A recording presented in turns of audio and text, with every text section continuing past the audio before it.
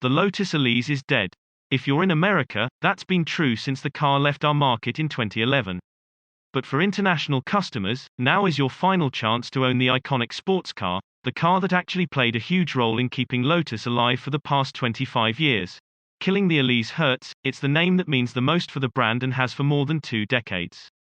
And while it's rare for a company to kill off a nameplate that meant so much to it for decades, Lotus has done this on more than one occasion. Lotus built the 7 for 25 years before selling the rights to the car to Caterham in 1972. The Esprit was introduced in 1976 and made it until 2004 before it was killed. Load-era the Emira marks a huge shift for the company, though Lotus's managing director Matt Windle notes there was some consideration to keeping it around. Yes. It's not easy to say goodbye to that car.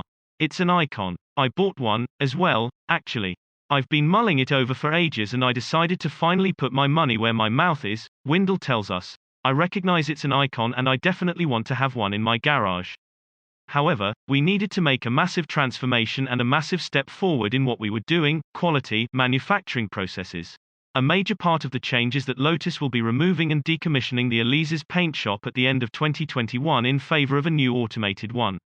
And considering the brand's goals over the next few years, the amount of work that would be required to keep the Elise in production just didn't make financial sense. We wouldn't be able to put Elise through that paint shop because of the panel quality and the GRP and stuff like that, Windle said. So, then you're like, well, okay. Can we get it painted somewhere then? You just get to a point where you add up the positives and negatives. We're making a clean break. The line is transformed. We'll have AGVs taking the vehicles around. So, the old days of guys pushing it around and painting it by hand will be gone because, 2 reasons. 1, we want to increase the volume, but 2, we really want to increase the quality. Even though the end of the Elise makes sense for logical reasons, and we haven't been able to buy a new one in the US for a decade anyway, it's still sad to see the era end. Here's hoping the new Emira is able to step up and fill that Elise-sized hole in our hearts.